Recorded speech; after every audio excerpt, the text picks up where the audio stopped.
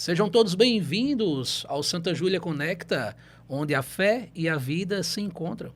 E é uma alegria ter você conosco aqui em mais um episódio e juntos vamos ter fazer um bate-papo maravilhoso hoje na presença de uma pessoa que eu vou ter que fazer uma colinha para apresentá-los.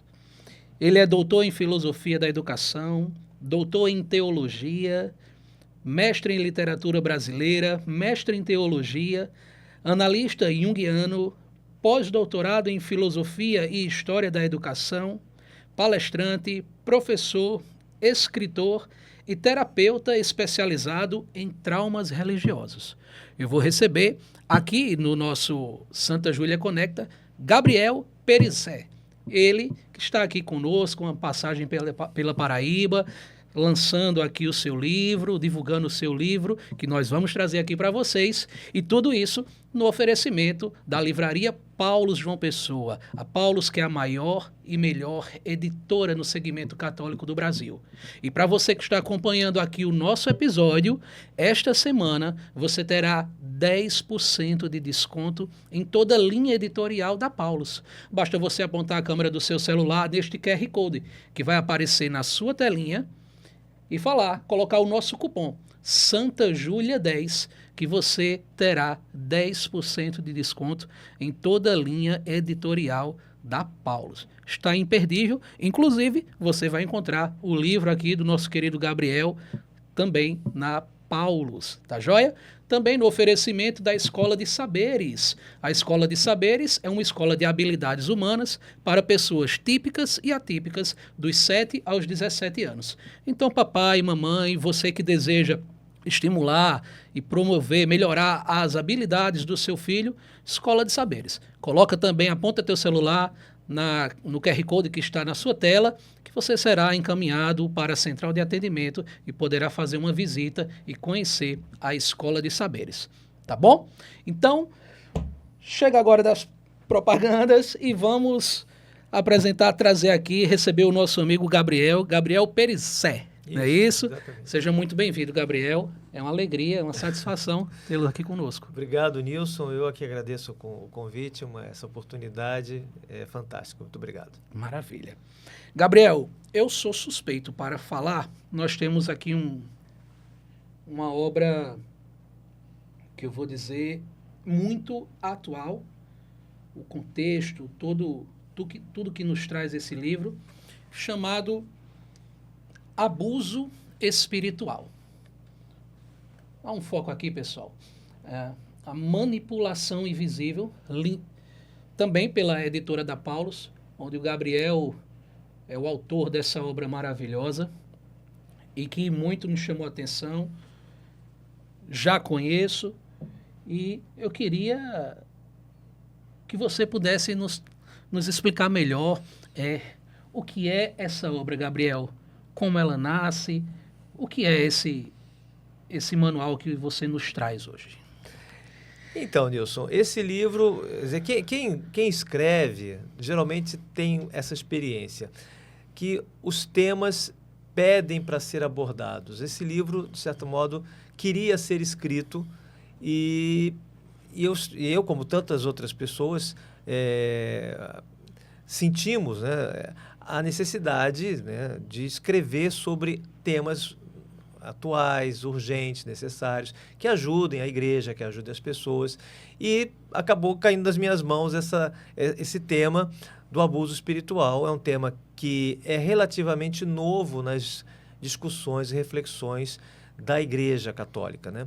É um tema que já aparece em comunidades protestantes há um certo tempo, desde os anos 80, 90, nos Estados Unidos, no Brasil também, mas no campo católico, na nossa Igreja Católica, é um tema que estava um pouco esquecido ou um pouco oculto, vamos dizer assim, né? Mas que de uns 5, 6 anos até hoje tem se tornado um tema necessário, e que é o tema do abuso de poder no âmbito religioso, no espaço religioso. Não é algo da Igreja Católica, mas é algo que a Igreja Católica, é um problema que a Igreja Católica tem, que nós como igreja precisamos abordar também, discutir, e que tem muito a ver com questões e dificuldades que muitas vezes nós experimentamos no nosso dia a dia, na frequência de grupos, de comunidades, e não sabemos expressar muito bem, mas sentimos no ar que é um problema, que é uma questão a ser resolvida. Então, de certo modo, esse livro cobre uma lacuna, não cobre toda a lacuna, é uma contribuição. Outras pessoas estão escrevendo, estão estudando sobre essa questão, e é uma questão que me parece interessante para todo católico, todo cristão que queira ser fiel, né, a uma cultura do cuidado, uma cultura da solidariedade, uma cultura verdadeiramente cristã. Ai, que legal. Você falou em abuso, né, de poder. O poder seria o poder e a influência para obter vantagens? Podemos definir abuso espiritual como o abuso de poder que determinadas pessoas cometem, possuindo essas pessoas algum tipo de autoridade, algum tipo de influência, e que usam essa influência para obter algum tipo de vantagem. Pode ser uma vantagem de ordem econômica, financeira, ou, no caso dos abusos sexuais, um abuso desse tipo, uma vantagem desse tipo, né?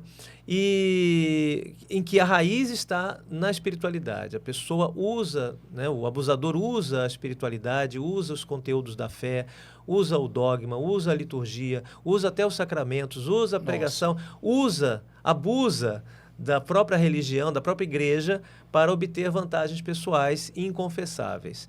Então, essa seria uma definição do abuso espiritual. Insisto que não é algo exclusivo da Igreja Católica, nem exclusivo do cristianismo. Sim. Qualquer lugar em que se pratica algum tipo de religião, corre-se o risco de enfrentar abusadores que vão utilizar desse seu suposto poder, da sua suposta autoridade, para oprimir, controlar, coagir outras pessoas. Então, é um problema grave. Dentro desse título, né, abuso espiritual, a manipulação invisível, onde nós podemos identificar que nascem os primeiros sinais, os gatilhos para o abuso? Então, essa é uma das razões pelas quais o tema não esteve na ordem do dia há muito tempo. E pode estar agora na ordem do dia, pode estar agora presente nas nossas discussões, porque a pressão da realidade é muito grande.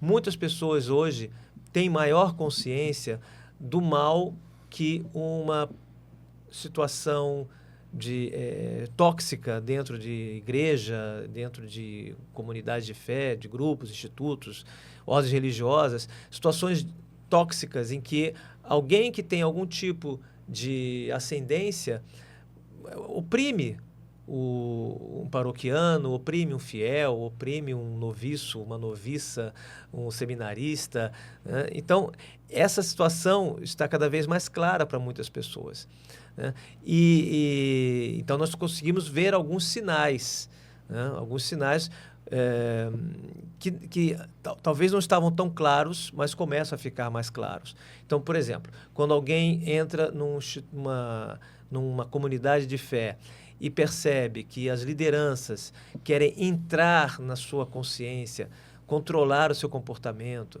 dizer como se vestir, o que fazer, como se divertir, que horas acordar, que horas dormir, se pode fazer isso, pode fazer aquilo. Esse excesso de controle, esse excesso de conselhos, esse excesso de mandatos já caracteriza um princípio de abuso, né? Evidentemente que não se está questionando a virtude da obediência.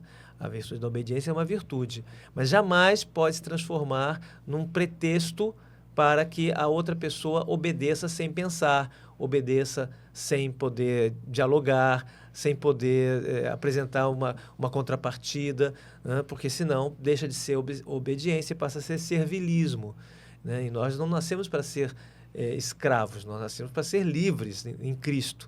E essa liberdade em Cristo nos dá responsabilidades e nos ajuda a viver as virtudes, não só a obediência, mas a fortaleza, a justiça, a temperança, com autêntica vontade e não obrigado por quem quer que seja, não mandado por quem quer que seja. eu lendo o seu livro, me traz uma reflexão bem interessante, que eu acho que é uma mistura entre a vontade de Deus e a opinião de um líder, ou de ser líder, né?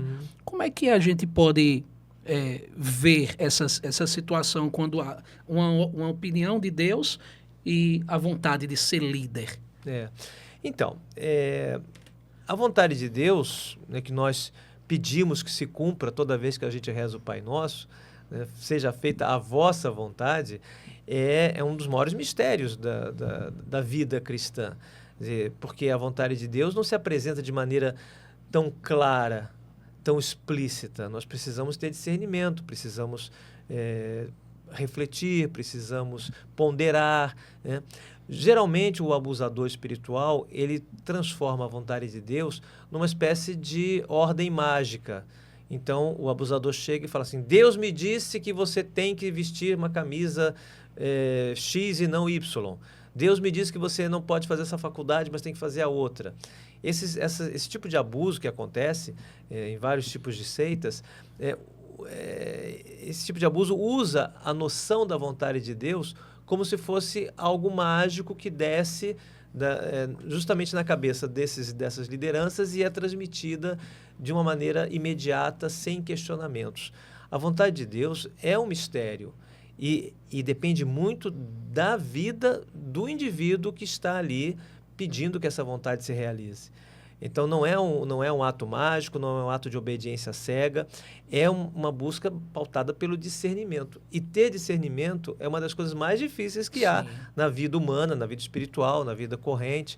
Então, claro, devemos buscar a vontade de Deus, mas de um modo que realmente atenda a critérios que não são os critérios de um indivíduo que manda em mim, de um guru, de um líder, mas são critérios espirituais que têm muito a ver com a vivência de cada um. Então, é uma coisa muito delicada e assusta um pouco quando lideranças abusivas se colocam como porta-vozes dessa vontade de Deus com uma facilidade que não é honesta também, né? Então, é delicado, é um tema muito delicado. E o abusador aproveita da ingenuidade, se aproveita da boa vontade de alguém para a fragilidade de alguém para impor, na verdade, não a vontade de Deus, mas a sua própria vontade. E aquela pessoa que é a vítima perde toda a sua autonomia. Exatamente. Eu vou contar um episódio que talvez ajude a esclarecer. Havia um líder religioso que tinha criado, né, tinha montado uma instituição com vários discípulos e tudo, e ele designava para onde esses discípulos dele teriam que ir. Olha, você tem que fazer apostolado em Campina Grande, não, você tem que fazer em Maceió, não, você tem que fazer em João Pessoa, né? E ele dizia assim, eu indico, mas as pessoas são livres para dizerem o que quiserem.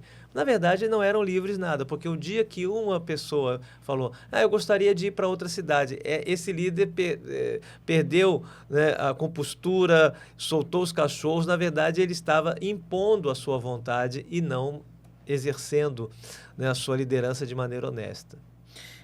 Gabriel, o livro ele é maravilhoso, mas alguns capítulos ele me chama muita atenção, né?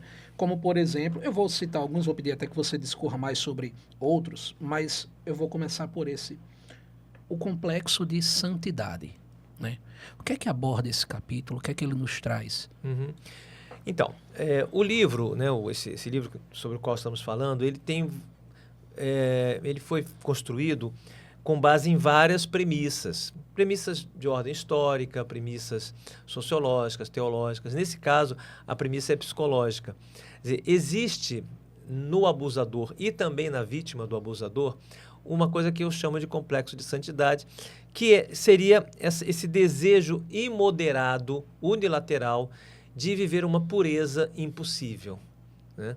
Todos devemos ser santos, evidentemente, todos procuramos a santidade, sem dúvida, mas o complexo de santidade é quando a pessoa perde a noção da realidade e se impõe uma ascese que não é mais humana, que não é mais sensata. Então, por exemplo, né, porque os exemplos ajudam a ver, eu conheci uma pessoa que inventava mortificações absurdas porque queria muito ser santo. Então fazia coisas que ferem o bom senso, né? Se machucava, tinha atitudes um pouco violentas consigo mesmo, né? E não precisa fazer isso para ser santo. A santidade não precisa ser algo violento. Então, o complexo de santidade está muito atrelado a uma espécie de soberba espiritual em que a pessoa quer ser santa, né, com as suas próprias forças, com a sua própria, com a sua própria vontade, esquecendo que a santidade também é uma graça, também é algo que a gente recebe de Deus e que a gente tem que pedir a Deus, mais do que impor a si próprio. Então, uma pessoa que seja vítima do complexo de santidade é também uma pessoa suscetível de abuso, porque ela busca justamente alguém que lhe diga coisas extraordinárias, coisas que ultrapassam o comum dos mortais, porque ele precisa dessa satisfação de se sentir mais santo do que os outros. Né? Então, essa é uma situação que às vezes a gente mesmo vive. Né? E o que ele escuta é uma sedução, não é verdade?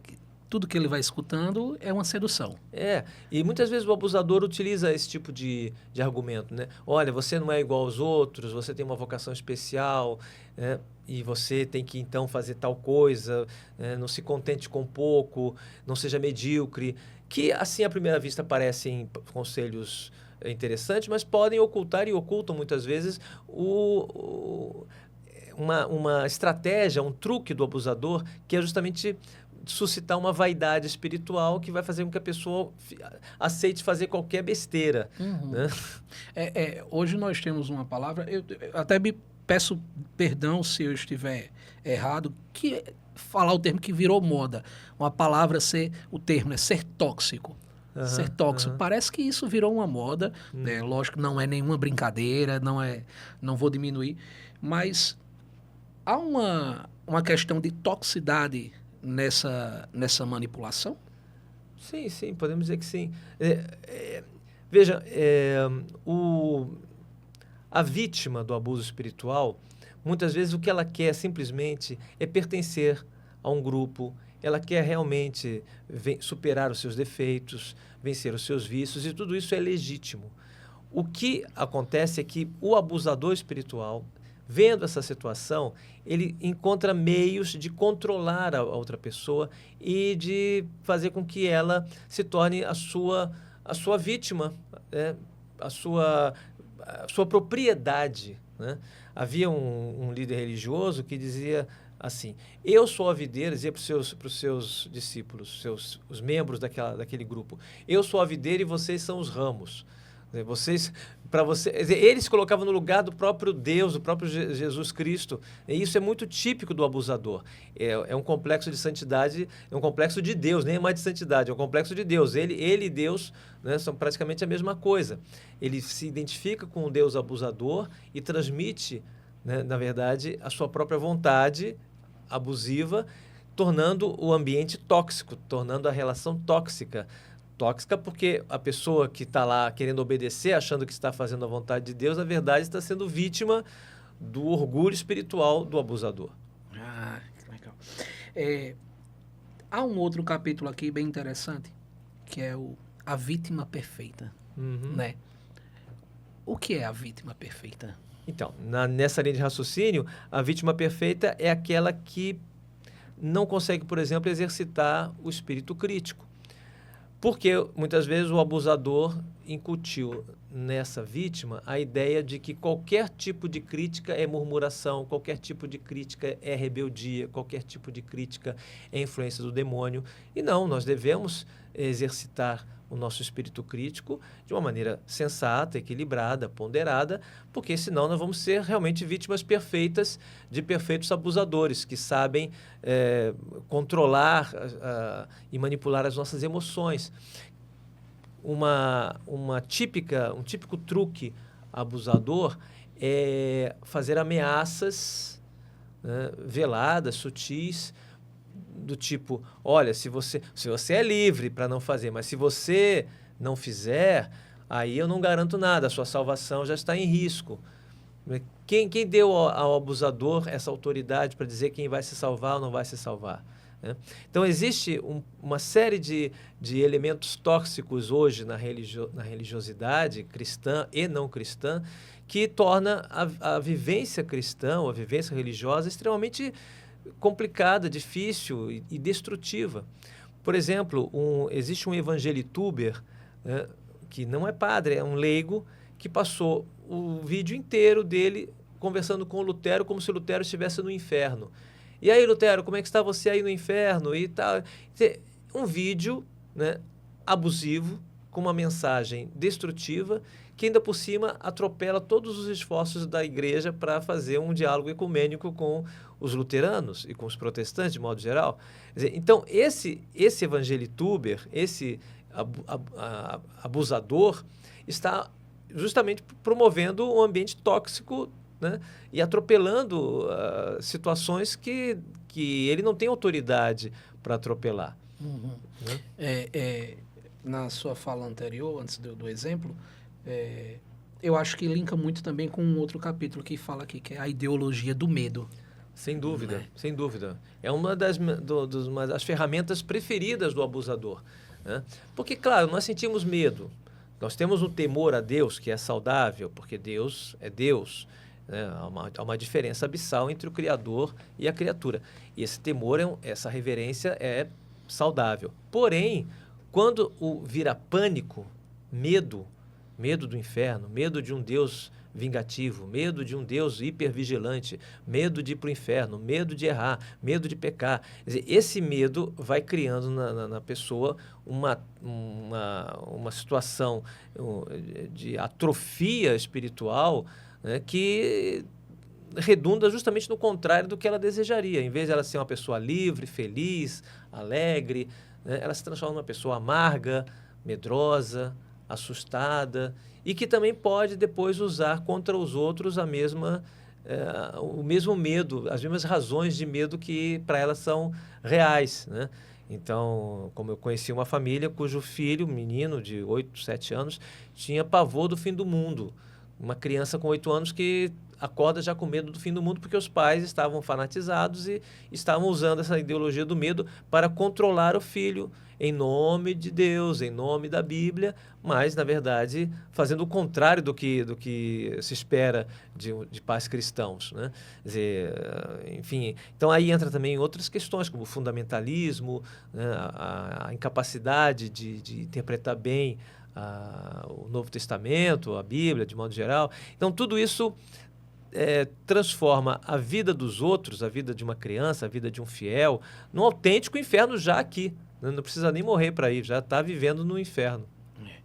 Eu vou deixar Gabriel beber uma água, dar um golinho na água. Enquanto isso, eu quero mais uma vez apresentar para vocês o livro do nosso querido Gabriel Perissé, Abuso Espiritual e A Manipulação Invisível. Esse livro você vai encontrar na livraria Paulus e esta semana você terá 10% de desconto, porque ela faz parte da linha editorial da Paulus. Então, esta semana, você que está acompanhando o podcast Santa Júlia Conecta, você terá 10% de desconto no livro Abuso Espiritual, a Manipulação do Poder. Tá certo? Invisível, perdão. É um livro fantástico, maravilhoso, que vale muito a pena você ter e, sinceramente, uma leitura muito gostosa, tá? Basta você apontar a câmera do seu celular no QR Code que vai aparecer aí na sua tela, pedir para o meu amigo Breno colocar aí, por gentileza, o QR Code da Paulus e apontando, coloca lá Santa Júlia 10, que você terá 10% de desconto neste e também em vários outros títulos que você encontra lá na Paulus. Mais de 4.000 títulos para você desfrutar de uma boa leitura em vários segmentos, tá bom? Daniel, e você nos trouxe aí tocou no ponto fanatismo. E temos aqui nessa obra aqui, um capítulo falando fanatismo pouco é bobagem, né? O que é que nos apresenta esse capítulo? O fanatismo é uma doença, né? Voltaire, que teve uma formação em escola jesuíta e depois se revoltou com a igreja, Voltaire dizia que o fanatismo era pior do que uma varíola, que na época dele era incurável. Não tinha vacina para varíola. Então, continua sendo o fanatismo uma doença contagiosa. E uma doença do espírito. Uma doença que faz com que a pessoa se sinta dona de todas as verdades, incapaz de aceitar qualquer tipo de crítica, qualquer tipo de observação, qualquer tipo de ponderação, uma pessoa que se encastela, né, com as suas poucas verdades e se torna alguém incapaz de dialogar, incapaz de detectar nos outros elementos de verdade e em si elementos de falsidade.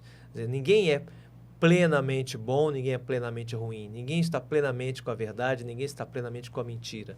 Nós estamos sempre lutando contra as nossas dúvidas, contra os nossos erros, e então essa flexibilidade não existe para o fanático. O fanático se transforma numa pessoa rígida, numa pessoa que sempre tem razão, que está sempre em luta contra os outros. É muito comum um fanático falar em fazer campanha, cruzada, em fazer batalha, guerra, luta. É claro que existe uma luta espiritual, mas para o fanático tudo é luta, tudo é sofrimento, tudo é perde ou ganha. E essa postura beligerante afasta mais do que aproxima. E é muito comum que o fanático olhe também para os outros como se os outros fossem fanáticos. É um espelhamento muito engraçado. O fanático, ele não se considera fanático e considera os outros fanáticos, quando na verdade ele tem essa postura blindada e avessa ao encontro, ao diálogo, ao aprendizado mútuo, né? Que é o sinal de um espírito aberto até para fazer correções, pedir desculpas e perceber que nós estamos a caminho, né? Gabriel, e quais são as consequências para aquele que é uma vítima de abuso espiritual? Inúmeras, né? Claro que temos que analisar cada caso, mas eu tenho trabalhado, né, terapeuticamente com pessoas que vivem algum tipo de trauma religioso e tem as mais diferentes manifestações, né, de sofrimento psíquico, né?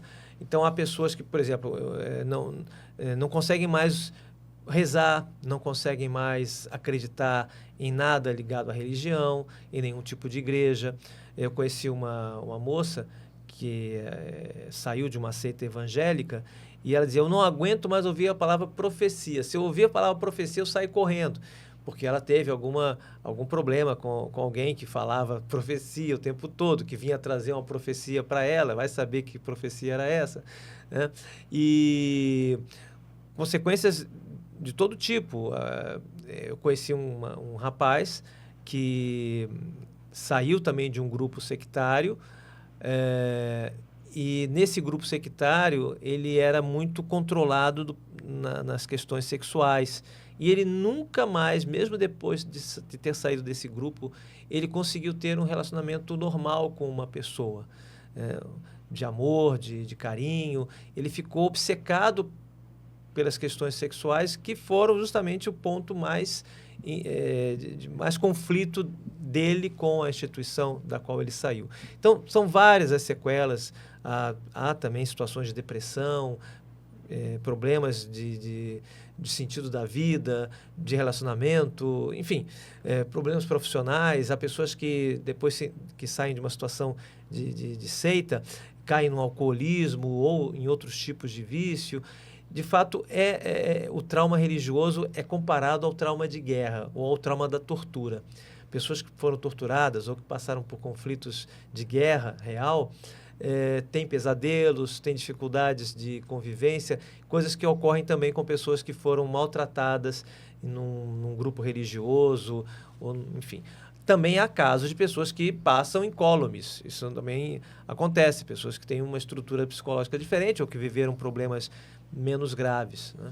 E diante dessas situações, como discernir e entender, de fato entender que a gente está passando por uma experiência de abuso espiritual? Boa pergunta. Eu conheci um rapaz que depois que conseguiu sair de uma seita, ele disse: eu era infeliz e não sabia. No momento que a pessoa está dentro da situação, ela tende, às vezes, a querer ficar.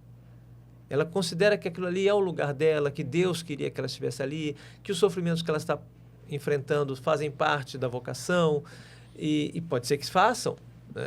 Não existe uma fórmula perfeita para entender esses casos. Mas as pessoas precisam também fazer um pouco esse exercício, né?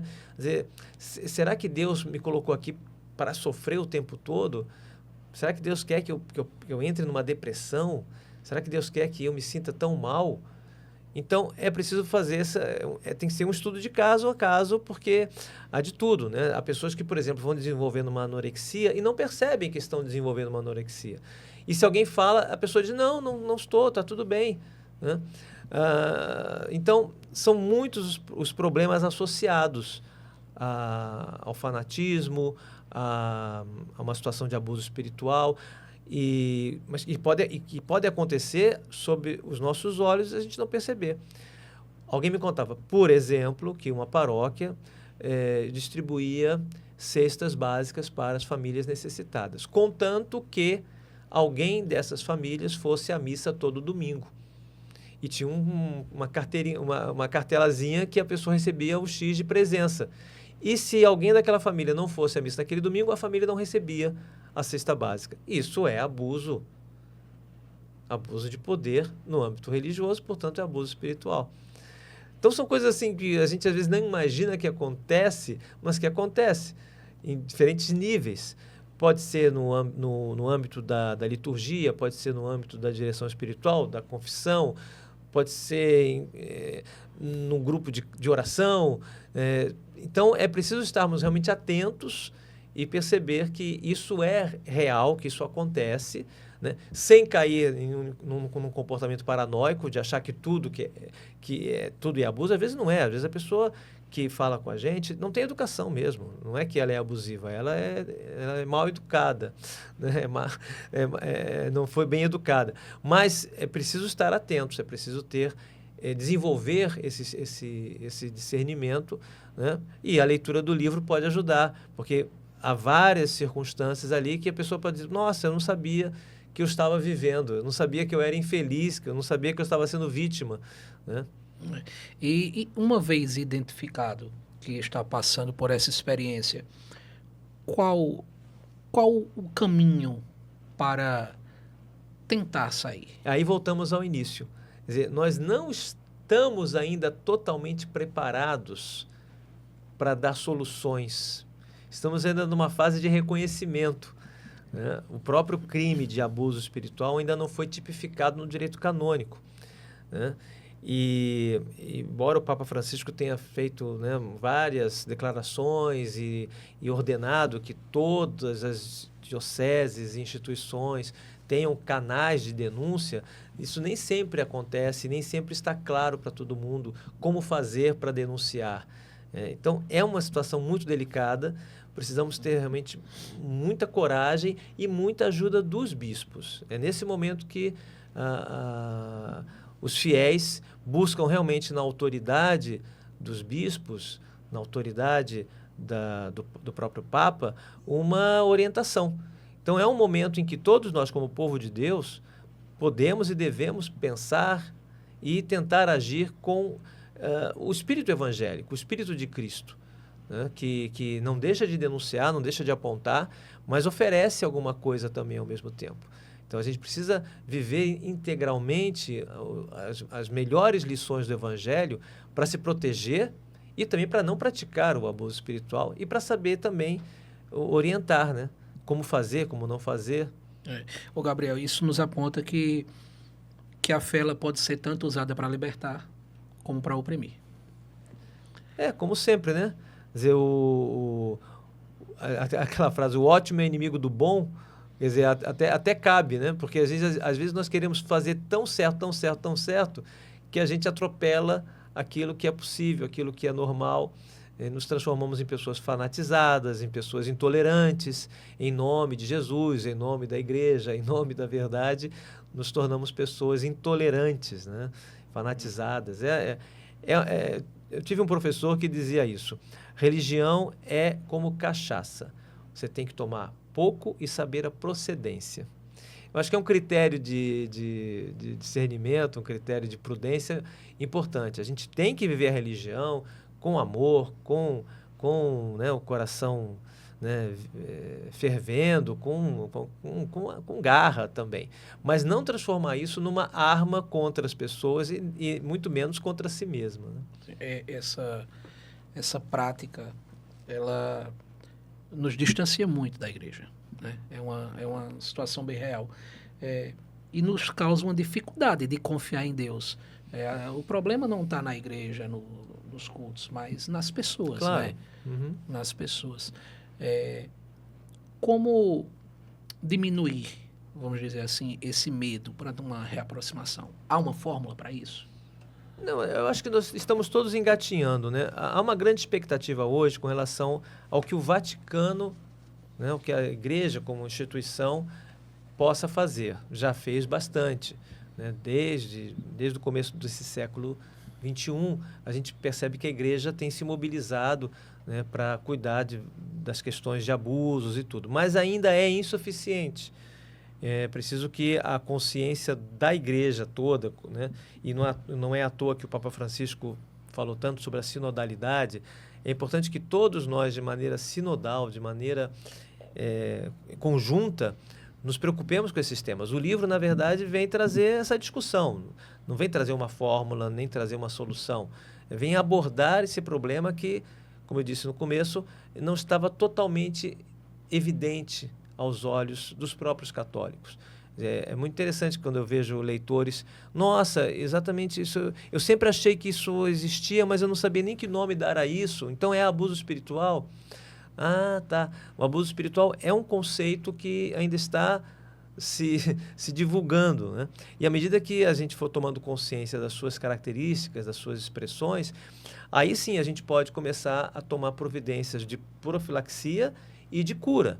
Né? A profilaxia muitas vezes está na catequese, está numa orientação espiritual saudável, inteligente, respeitosa, e a terapia, a cura tem a ver também com sacramentos, tem a ver também com a própria terapia, um trabalho terapêutico bem feito para desinstalar em nós o vício do abuso, né? O vício de querer controlar os outros, de querer dominar. O Santo Agostinho poderia dizer que o abuso espiritual é produto da libido dominante, do desejo de dominar os outros, controlar os outros, que é também o que a gente chama de abuso de poder. Né? Como essa obra, ela reforça o verdadeiro cristão, o verdadeiro cristianismo? Na medida em que é um esforço, né? Porque é sempre muito problemático também falar sobre o verdadeiro cristianismo, porque dá a impressão de que, então, eu sou o detentor. O dono da verdade. Né? E não é assim. Até alguém assim brincava assim, o que você vai fazer depois de publicar esse livro? Eu vou fundar uma seita, né? Vou fundar uma seita antifanática contra os fanáticos. Só que dizia um autor que o problema do fanatismo, e acho que isso se estende ao problema do abuso espiritual, é um problema tão pegajoso que quando a gente começa a atacar demais o fanatismo, por exemplo, a gente pode ficar fanaticamente empolgado com essa situação e começar a achar que tem a missão divina de exterminar todos os fanáticos do planeta. Né? Então, é sempre um tema delicado, difícil, porque pode ser traiçoeiro também. Podemos nos enganar o tempo todo. Por isso, é importante que a gente desenvolva uma autonomia espiritual com base na oração, com base nos sacramentos, com base no Evangelho. Caso contrário, a gente também pode começar a criar uma outra religião, uma outra seita, uma outra linha de pensamento contrária a essa liberdade que Cristo nos trouxe. Né? Gabriel, uma pergunta. Não necessariamente o abuso espiritual ele está consumado por líderes, né? Líderes religiosos. Eles também podem estar dentro dos movimentos, das pastorais, pode estar ali dentro de um grupo específico de determinada religião. Podemos dizer que ela está ali também presente? Então, o grande problema, a meu ver, é quando o abuso espiritual se torna uma coisa institucional. Quando não é só o indivíduo, não é só o líder, não é numa relação assimétrica, mas na própria instituição existem regras, existem comportamentos, existe uma cultura abusiva. Nesse caso, só com intervenção do Vaticano. Aí tem que entrar mesmo e dissolver, porque não é mais tirar um líder, não é mais fazer uma denúncia, trata-se de um câncer que precisa ser exterminado. Isso tem acontecido, né? Então, na história recente da Igreja, nós vemos casos em que o Vaticano teve que fazer uma intervenção forte e tem vários e vários grupos hoje que a gente conhece que estão necessitando dessa intervenção, porque já não é mais um problema do fundador ou da fundadora, ou de um líder, ou de um chefe. Não, é uma estrutura que é abusiva nas suas próprias regras, na própria vivência da instituição, de um grupo, de uma comunidade, seja o que for. Então, nesse momento, a reação tem que ser institucional também, por parte da Igreja. E aí é a hora de pedir ao Espírito Santo que ilumine e faça com que o Papa e os bispos, né, que têm a autoridade para tanto, tomem providências, porque senão o fiel comum está ali, né?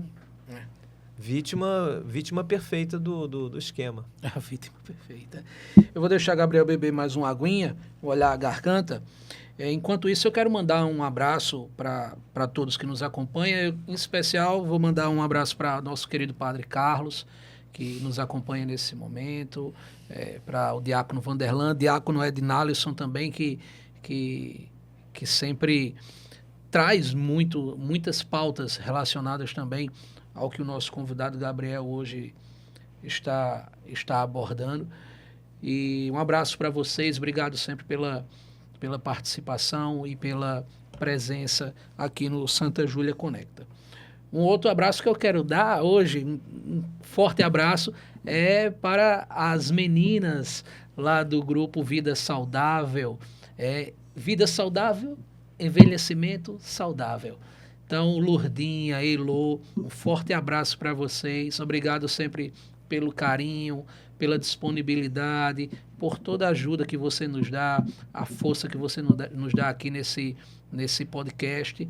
Tá certo? Muito obrigado. Um abraço para todo o grupo. Que você continue fazendo esse trabalho maravilhoso, cuidando dos nossos idosos, dos nossos amigos, das nossas amigas. Muito obrigado. Forte abraço, Lourdinha.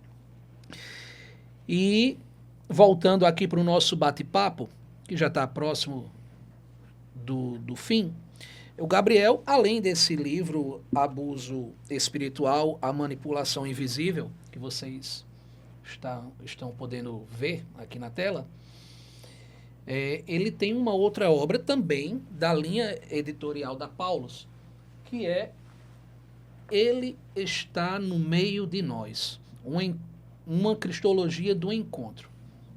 Também um outro livro fantástico, também da linha editorial da Paulus. E, Gabriel, esse livro, eu posso estar até equivocado em dizer que faz um contraponto, mas ele mostra dois Cristos aqui, né? Em um livro você tem o Cristo que castiga, que oprime, né? E aqui você tem um Cristo que é um encontro, que acolhe, que ama, né? Como nós podemos fazer uma comparação, um paralelo, traçar um paralelo entre essas duas obras? Eu costumo brincar, quando eu vou dar palestras, eu brinco que o abuso espiritual é o veneno e Ele está no meio de nós é o antídoto, né? É curioso porque o primeiro a sair foi o Ele está no meio de nós. Ele saiu no primeiro semestre de 2024. e o abuso espiritual saiu no segundo semestre de 2024. Esse Ele Está no Meio de Nós é o fruto do meu doutorado em teologia na PUC do Rio Grande do Sul. E eu escrevi o abuso espiritual depois, né?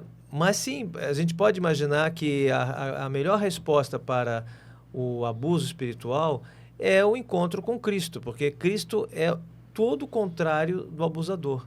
Jesus não é o abusador. Aliás, ele foi vítima de abuso espiritual, foi vítima de abuso físico, foi vítima de abuso verbal, né? Porque quando alguém é caluniado, está sendo vítima de abuso verbal. Ele foi vítima de abuso religioso, porque as lideranças religiosas o compararam a Beelzebu, o chamavam de herege, de samaritano, que era um xingamento, chamaram alguém de samaritano naquele momento, de modo que o primeiro livro, Ele Está no Meio de Nós, é uma resposta antecipada ao livro que viria depois, Abuso Espiritual, né? E no primeiro caso, né, do Ele Está no Meio de Nós, é um livro sobre o Cristo como o encontro. Ele próprio é o encontro entre a natureza humana e a natureza divina, e ele é um promotor de encontros, né? Ele, por exemplo, criou com seus 12 apóstolos um grupo que não era homogêneo, que não tinha nada de uniformizado. Ali tinha de tudo. E é nesse grupo plural que se faz uma unidade não tóxica.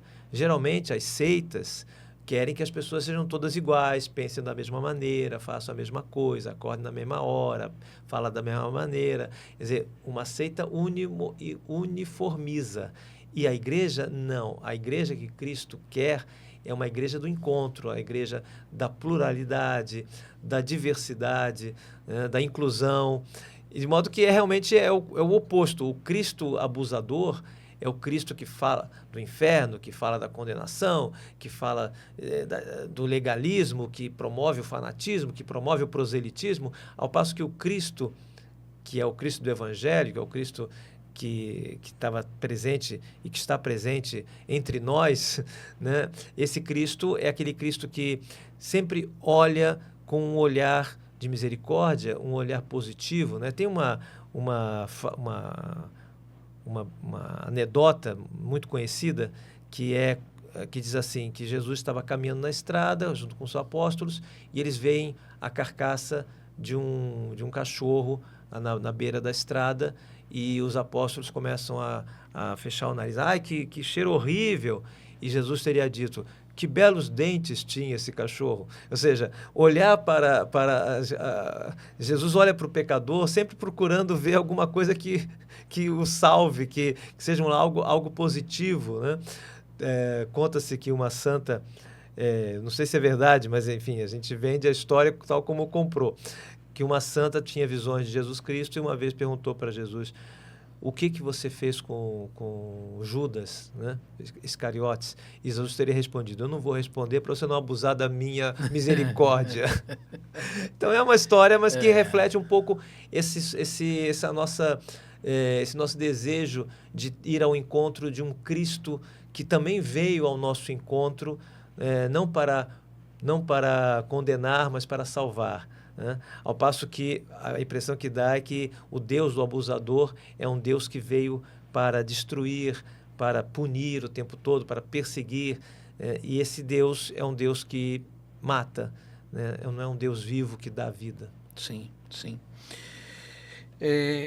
Gabriel, aí voltando diretamente para a obra do abuso espiritual, quais são hoje, dentro de uma realidade, de um contexto que você trabalha até como terapeuta especialista em traumas religiosos, como esses traumas se manifestam na vida da pessoa e como esses traumas afastam as pessoas da igreja, levando, e pode até levar isso para sua... Pode não, leva para a sua vida pessoal, no trabalho, nos seus relacionamentos, né? Como que isso se dá e quais são esses traumas? Vamos imaginar, uma pessoa que por exemplo, entrou num grupo religioso, numa comunidade de qualquer tipo, né? E em um dado momento começa a perceber que não tem mais aquela liberdade, não tem mais a condição de escolher, né, coisas da sua própria vida. Essa pessoa está sendo cerceada. Ela pode até querer, de algum modo, corresponder a alguma doutrina, alguma indicação, mas ela percebe que isso não é bom, que isso não está lhe dando alegria, né? A alegria é a prova dos noves, né? A prova dos nove. Quer dizer, quem não está bem, quem não está feliz, é porque está com algum problema. E então, a pessoa que está lá vivendo uma religião, mas é amargurada, é pessimista, só consegue ver o lado ruim das coisas, está sempre à beira de uma depressão, essa pessoa realmente não está vivendo uma religião saudável. Quer dizer, uma religião saudável, em geral, né, vai nos trazer conteúdos de esperança, conteúdos de otimismo, conteúdos, né, libertadores. Então, é um critério, né, perceber isso. Porque a minha mãe dizia, assim, repetindo algo que outros santos já disseram, né, um santo triste é um triste santo. Quer dizer, então, a alegria é uma das marcas de uma pessoa que está lutando, pode estar sofrendo, mas está feliz interiormente, né? Dizia um autor católico que ele imaginava que, apesar de todo o sofrimento, Cristo, no fundo, estaria sorrindo na cruz. Apesar de todo o sofrimento, mesmo na cruz, ele estaria sorrindo porque haveria essa felicidade, essa alegria sobrenatural que sustenta as pessoas no dia a dia, mesmo em meio a dificuldades. Agora, quando a pessoa está num sofrimento psíquico, tem dificuldades de relacionamento com quem não é do grupo, com quem não é da seita, né, e vive criticando tudo, e tem uma visão catastrófica do mundo, o mundo vai acabar, esse mundo não presta, faz essa divisão maniqueísta. Tem a música profana e a música sagrada, tem as pessoas do mundo e as pessoas santas. Essas situações todas manifestam já um problema. Sim. Que vai, de um modo ou de outro, vai se configurar como um trauma, porque a pessoa pode até se libertar daquele ambiente, mas ela continua carregando aquele ambiente dentro de si, continua tendo preconceitos, continua tendo dificuldade de aceitar as pessoas. Enfim, então, esse complexo todo de emoções, de sentimentos, de ideias confusas, tudo isso faz parte de um trauma que tem que ser analisado e a partir dali temos que trabalhar, fazer uma desconstrução, né, para reconstruir em outras bases, né, a vida espiritual de uma pessoa. Não é impossível, mas é sempre um trabalho de médio e longo prazo, não é automático. E para isso, uma das ferramentas seria a terapia. A terapia ajuda muito. Eu conversava, por exemplo, com uma liderança da CRB, aqui no Brasil, e essa freira com quem eu conversava, ela dizia, nós temos um problema, porque às vezes a gente precisa de um terapeuta para acompanhar uma das nossas irmãs, uma das nossas freiras, né? E o terapeuta, ou ele é bom, mas não é católico, e aí vai recomendar que a freira abandone o hábito, ou então ele é católico, mas não é bom, e não vai ajudar e vai mandar a freira rezar mais. Então, é preciso encontrar uma terapia que seja capaz de identificar os problemas humanos, né, respeitando a opção religiosa das pessoas. Sim. Né? A opção religiosa é a coisa de fórum íntimo, a gente não tem que mexer nisso. Agora, se a pessoa fez opções religiosas equivocadas, ela pode e deve entender em que ela estava equivocada, em que medida aquela opção religiosa poderia ter sido melhor ou pode ser aperfeiçoada de outra maneira. Então, é um trabalho cirúrgico delicado a se fazer, né? mas que tem caminho. Tem caminho. É que às vezes a gente acha que não tem caminho, né? Principalmente quem se encontra naquela situação, né? Parece o fundo do poço, né? E é realmente o fundo do poço. Então é preciso ter muito respeito pelas vítimas, ouvir as vítimas, escutar as vítimas, mais do que ficar dando conselhos, é deixar que a primeira pessoa se desafogue, porque é um sofrimento que muitas vezes ela não soube expressar, né? Então as pessoas às vezes têm crises de choro, têm crises de pânico, crises de depressão e tudo, e é preciso que haja um acompanhamento, né, humano, né, e que ao mesmo tempo respeite a configuração religiosa da pessoa, né? Que maravilha, que maravilha. Meu amigo Breno, pedir para você, por gentileza, colocar aquela imagem da nossa programação da Semana Santa. Olha aí que maravilha. Para você que acompanha o Santa Júlia Conecta, nós estamos prestes a iniciarmos a Semana Santa. A Semana Santa, de fato, começa no domingo de Ramos da Paixão do Senhor e ela termina lá no domingo da Páscoa do Senhor, né? Então, nós trazemos aqui para vocês, que estamos acompanhando, a programação da Semana Santa na paróquia Santa Júlia. Então, na quinta-feira, dia 26/3, nós teremos às 19h30 a celebração penitencial, né, que será presidida pelo Padre Carlos Maurício, e é um grande momento para auxiliar você que vai viver o Tríduo Pascal, para ajudar cada um de vocês a poder viver melhor esse tempo, essa data, que é o ápice da nossa vida cristã. No dia 29, nós temos o Domingo de Ramos, da Paixão do Senhor. As missas ocorrerão às 7h30 da manhã, às 11 da manhã, 17 e 19, e haverá uma concentração para a procissão no horário das 10h40 e também no horário das 18h40, ali na esquina do Complexo Hospitalar Arlinda Marques, o antigo Hospital Samaritano. Então, o padre vai abençoar os ramos, vai fazer ali a leitura do Evangelho e seguiremos em procissão para a nave central, certo? No dia 28, eu pulei um dia, pessoal, perdão. No dia 28, missa normal às 17 horas e vai ter o Alto da Paixão, produzido pelo pessoal do EJC às 19 horas, no colégio ao lado da paróquia. Domingo de Ramos, já falei.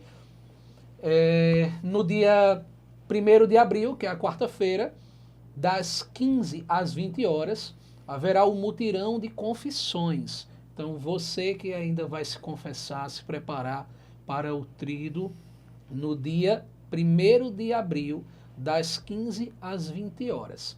E aí fica só um lembrete importante.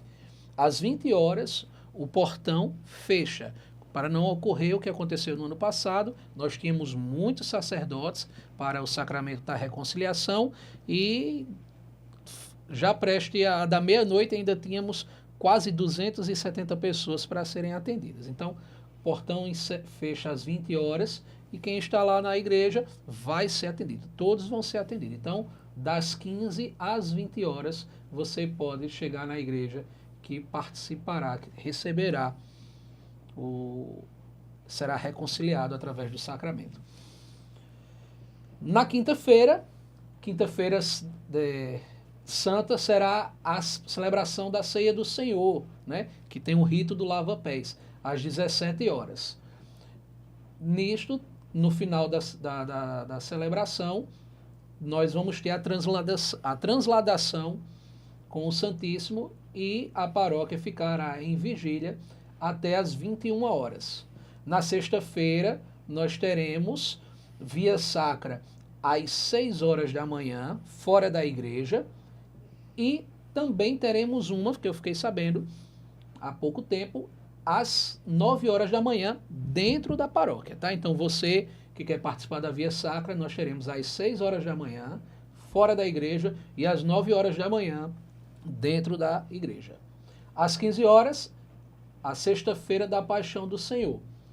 E no sábado, nós teremos a Vigília Mãe, a Vigília Pascal da Noite Santa, onde também teremos o sacramento do batismo para os catecúmenos, certo? Às 19 horas no sábado. E domingo da Páscoa, missa normal, 7h30 da manhã, 11 da manhã, 17 horas e 19 horas. Tá bom? Lembrando, não haverá expediente na Secretaria Paroquial no período de 1 a 5 de abril. Tá certo? Do dia 1º ao dia 5 de abril não haverá expediente na Secretaria Paroquial. Tá certo? Retornará no dia 6 de abril, à segunda-feira, no horário habitual. Tá joia? Gabriel, eu quero imensamente te agradecer por essa presença aqui no nosso podcast. Foi uma alegria tê-lo conosco. E eu tenho certeza que esse livro já vem ajudando muitas pessoas. Na minha família, inclusive, aqui antes eu relatei para você, e eu tenho certeza que não só na minha, mas na vida de muitas pessoas, esse livro já está sendo uma resposta de Deus. Muito obrigado. Fico feliz de ouvir isso e eu que agradeço essa belíssima oportunidade. Muito obrigado, Nilson, de coração.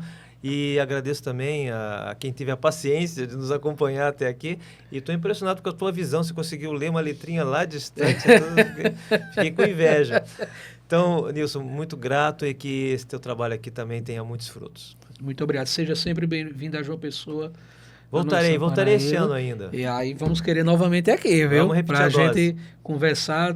Temos muitas coisas para conversar. Vamos ampliar. Tá, então, muito obrigado. Que Deus abençoe tua volta para casa. Obrigado. Tenha uma boa viagem. E para agradecer esse momento tão especial, a sua presença, a nossa parceira, a Livraria Paulus, ela traz uma lembrança para o senhor possa desfrutar. Muito obrigado. Certo. Nem sei o que será. Posso abrir? Pode. Eu sempre digo aqui para os convidados, eu sou feito criança. Presente a gente tem que abrir na hora. Na hora, né? Deixa eu ver aqui. Olha só. Mais 2 livros. Olha aí. Olha só que coisa interessante.